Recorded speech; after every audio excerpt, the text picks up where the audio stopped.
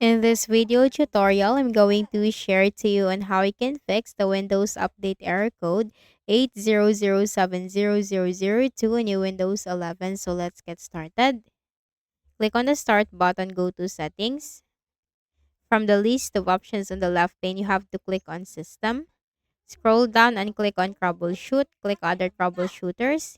Here you can find Windows Update with the Run button corresponding to it. So click the Run button corresponding to Windows Update to run the Windows Update Troubleshooter. Follow down-screen instructions that will give you suggestions and recommendations in fixing the issue. Now, after running the Windows Update Troubleshooter, right-click at the Start button, shut down or sign out, and restart your Windows. The next thing is go to the Windows search bar, type CMD. Click Run as Administrator on the right pane. Click Yes. And then copy the commands which will be posted in the description box below. So copy the SFC command first. Control V and hit Enter. The system scan will begin, so simply wait for the process to be 100% completed.